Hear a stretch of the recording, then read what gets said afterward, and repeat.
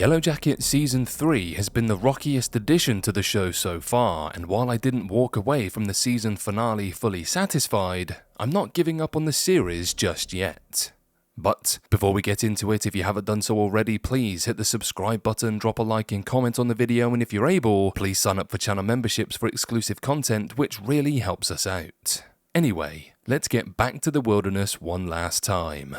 So, episode 9 left us wrecked by Van's death, but we barely have a second to breathe before we're shoved back into the heat of the action in full circle. As always, Yellowjackets has been sitting on the most exciting action of the series, saving it for a moment of devastating impact, but this time around, the season finale was more fun than sad. I'm happy for the fans who have been guessing that the pit girl was Mari from the beginning. However, I'm most pleased by the way the episode made good on the promise of its title. By the end, we had gotten some good hard-earned answers to questions that had been swirling since the pilot. This was a smart move and opened the door for the show to move forward with a clean slate. Though the efforts have been clunky, Yellowjackets has been trying to reinvent itself this season, and I'm holding out hope that the finale indicates it might just succeed.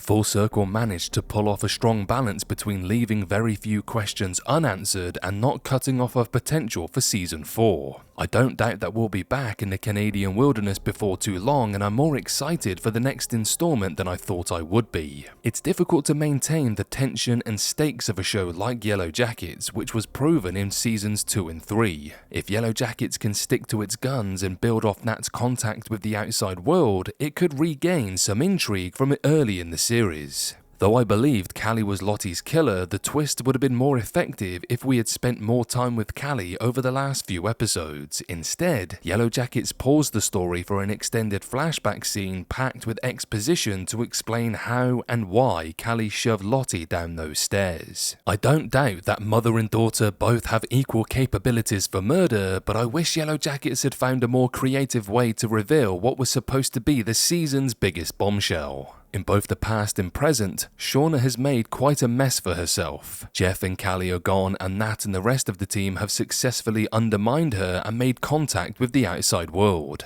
There's not much left tethering Shauna to the pretense of morality she's been carrying with her. Full Circle was an additional reminder that I'm not thrilled with where they've taken Shauna's character this season. The grief and pain that underline her actions have faded from the show's memory, which undermines her development as an anti-hero and descent into violence. Like Shauna's half-baked character evolution this season, a few of the reveals in Full Circle were a little too convenient. Melissa's letter falling under the fridge, Callie's willingness to confess, and Ty's decision not to go after Melissa were storytelling decisions that came off as lazy rather than intentional. It was fun putting together the pieces of how Mari became the pit girl and how this hunt was the ultimate sacrifice the Yellowjackets had to make for freedom.